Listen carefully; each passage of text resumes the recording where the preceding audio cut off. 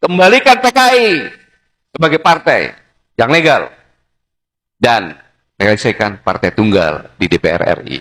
Maka keren. Tapi karena saya sudah tidak tahan, akhirnya saya harus bicara. Mayoritas masyarakat Indonesia adalah umat Islam. Maka Islam harus diproming intoleransi dan radikal. Karena tidak bisa dilawan. Susupkan para kader akan anak PKI ke dalam berbagai strata instansi. Kementerian, partai, legislatif, ormas, ormas agama, Islam, Kristen, Katolik, Hindu, Buddha, organisasi kemudaan, LSM, dan institusi negara untuk galang kekuatan politik dan rakyat serta bisa mengendalikan pemerintah. Hasilnya, ini pernyataan beliau. Pelanggaran hak asasi manusia yang berat yang dibentuk berdasarkan keputusan Presiden nomor 17 tahun 2022. Dengan pikiran yang jernih dan hati yang tulus, saya sebagai Kepala Negara Republik Indonesia mengakui bahwa pelanggaran hak asasi manusia yang berat memang terjadi. Saya sangat menyesalkan terjadinya peristiwa pelanggaran hak asasi manusia yang berat pada yang pertama, peristiwa 1965-1966. Saya menaruh simpati dan empati yang mendalam kepada para korban dan keluarga korban. Oleh karena itu, yang pertama, saya dan pemerintah berusaha untuk memulihkan hak-hak para korban secara adil dan bijaksana tanpa menegasikan penyelesaian yudisial.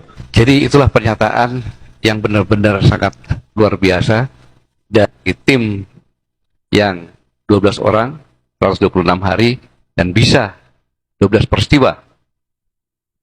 Sekaligus Presiden menyimpulkan dengan pikiran yang jernih dan hati yang tulus, saya sebagai kepala negara Republik Indonesia, saya akan membagas sebagai kepala negara.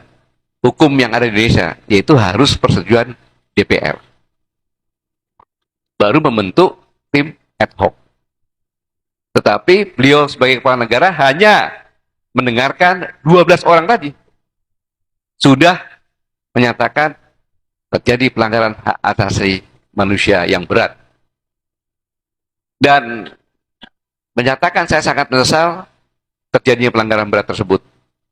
Kemudian pemerintah berusaha memulihkan hak para korban secara adil bijaksana tanpa negasi penyelesaian yudisial.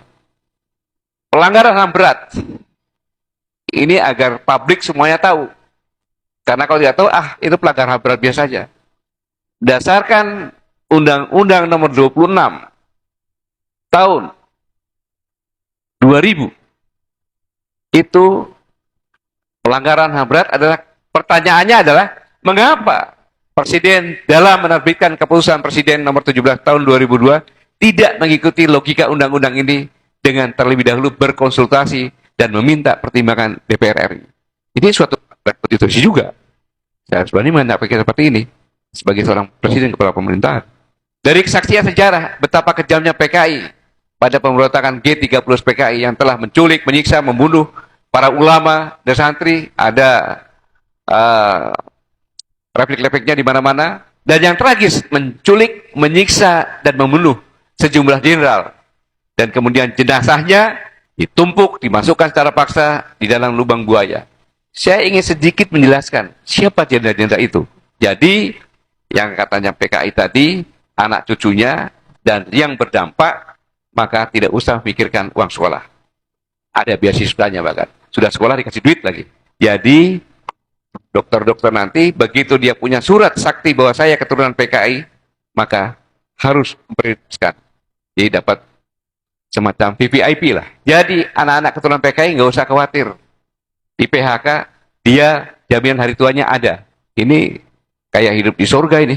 Jadi lubang buaya nanti ditutup, dirubah tempat pembantaian PKI oleh ABRI. Semua, bahkan karena pelanggaran HAM itu menurut HAM itu dari di mana-mana dan pelakunya adalah ABRI, maka pasti ada mimpin. Yang memimpin adalah Letnan Jenderal Soeharto waktu itu. Tetapi siapa? Berdasarkan perintah 11 Maret yang memimpin adalah Presiden. Presiden pun tercap sebagai pelanggaran HAM berat, Presiden Soekarno.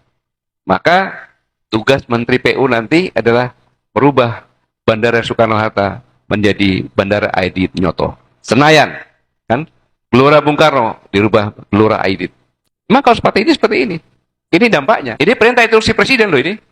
Nanti harus lakukan itu. Jadi nanti BUMN itu isinya adalah PKI, anak cucu PKI atau yang berdampak. Ini fakta ini bahwa PKI sekarang menjadi pahlawan dan umat Islam serta TNI adalah